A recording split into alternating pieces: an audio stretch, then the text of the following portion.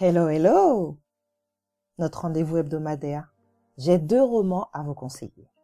Ils m'ont fait fondre et j'espère qu'il en sera de même pour vous. C'est pas possible autrement. Alors le premier, le second, je vous en parlerai la semaine prochaine. La plus douce des victoires. Ça commence sur les chapeaux de roue. On est plongé d'un coup dans le drame d'une famille et dans la peine. On a surtout de la peine pour un petit garçon de 10 ans du nom de Frédéric, mal aimé par son père, ou devrais-je dire détesté par son père. Sa faute, sa naissance, coïncide avec la mort de sa mère. Un deuxième personnage, Éléanore, fille de bonne famille. Éléanore a exprimé le souhait de se marier et ne tient pas à faire un mariage d'amour. La traditionnelle dot est conséquente. Son père, pour la satisfaire, lui a trouvé un époux. Et c'est le seul homme qui la supporte. En fait, ce n'est pas vrai. Vous vous en doutez. J'ai brièvement pensé lors de ce premier chapitre au roman « Les liaisons dangereuses ». Pourquoi? Parce que Frédéric promet à sa maîtresse que son mariage n'est pas le signe de la fin de leur relation et qu'on sait bien, ou du moins l'anticipation nous pousse à croire qu'il ne contrôlera rien, ni son mariage, ni sa relation extra-conjugale, qui pour l'instant n'est qu'une aventure entre 2 personnes libres. Il est logique que ses émotions et sentiments à venir le mèneront par le bout du nez. Éléonore a 20 ans. Et oui, on est dans les années 1800. Fille de lord, et Fred a 3 ans de plus. En allant conclure le contrat de fiançailles, en traversant la campagne, Frédéric croise Éléonore, sa promise, sans la reconnaître. Elle en prend ombrage, car elle pensait lui avoir laissé un souvenir indélébile. En effet, ils se sont déjà rencontrés quand ils étaient tous les deux adolescents. Cette rencontre est là l'occasion de se parler sans détour. Elle ne veut pas de lui comme fiancé et lui de répliquer la même chose sur le même ton belliqueux. Leur journée est riche en événements car ils vont se croiser une deuxième fois et là, elle est comme hypnotisée. Elle va se laisser embrasser avant de manifester son désaccord. Malgré leur chamaillerie verbale, ils sont attirés l'un par l'autre. Éléanore ne veut pas succomber totalement et s'engage à faire un voyage avec son ami et son mari et son promis, avec des objectifs très différents. Elle, dans le but de rencontrer un deuxième potentiel époux, et les 2 hommes partent à la recherche du mari de la sœur de Frédéric, qui vient d'abandonner son épouse enceinte et ses 2 enfants. Le trajet en calèche est l'occasion d'apprendre à se connaître, même si ce n'est qu'au travers d'un bras de fer verbal. Arrivée à destination, Éléanore met en place une campagne de séduction du maître des lieux, au grand désespoir de Frédéric, qui se sent de plus en plus attiré par elle. Éléanore se rend compte que ce besoin de trouver un nouveau prétendant est une façon de se mentir à elle-même, car elle est éperdument amoureuse de Frédéric. « Quelles affaires ?» appelle Frédéric en ce lieu. Ah ben, c'est de provoquer son beau-frère en duel. À cette occasion, elle se rend compte qu'elle pourrait le perdre définitivement, et elle refuse cette éventualité. Elle se rend sur le lieu du duel pour y assister, faute de pouvoir l'arrêter. Frédéric est trahi par son adversaire, qui enfreint les règles, et tire avant le signal. Il le touche, mais rien de grave. Il a là l'occasion de la battre froidement, et renonce à la demande de sa fiancée. À la place, il oblige son beau-frère à réparer la situation catastrophique qu'il a créée. Éléanore a accepté sa demande en mariage, et Frédéric décide de changer de vie, de mettre un stop à sa vie dissolue, de tourner la page.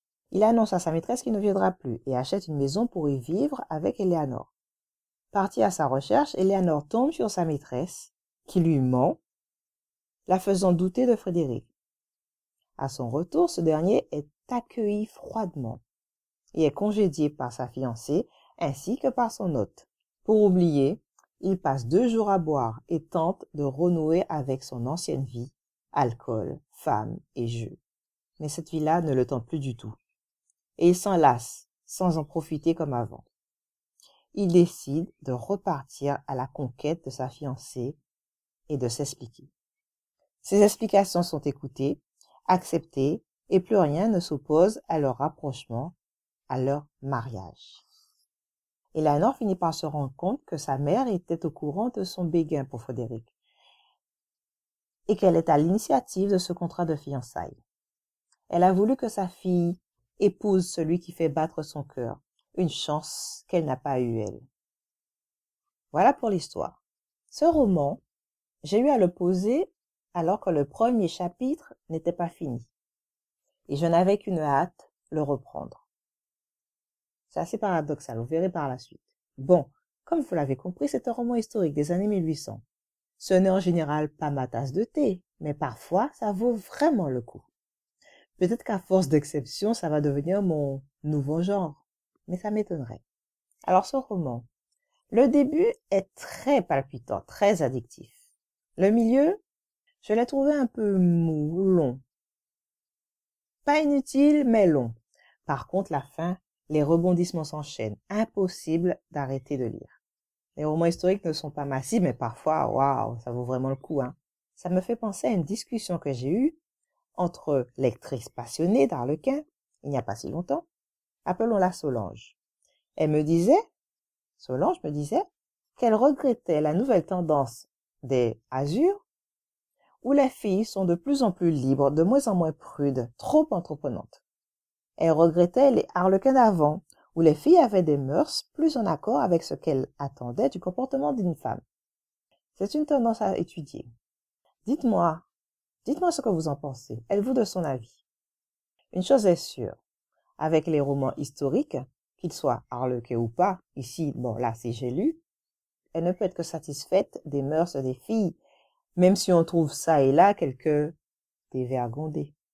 Après tout ça, question évaluation, je ne peux mettre que 5 étoiles. J'ai adoré, surtout le tiers final. Mais ça, je vous l'ai déjà dit. Alors, le résumé, qui à mon avis ne vous apportera pas plus par rapport à ce que je vous ai dit. Il faut bien se marier un jour.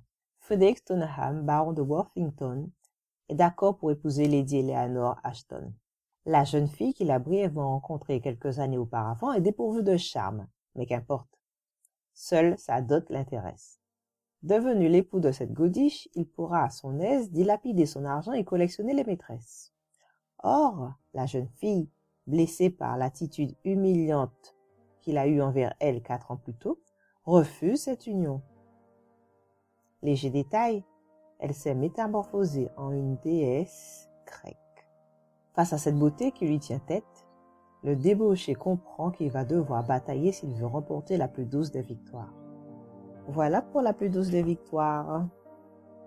Celui dont je vous parlerai la semaine prochaine est encore plus, comment on va dire, toujours historique, mais un peu plus chaud. Celui-là est déjà chaud, mais l'autre est encore plus chaud. Voilà, chers lecteurs. À bientôt pour de nouvelles aventures romantiques. Ciao.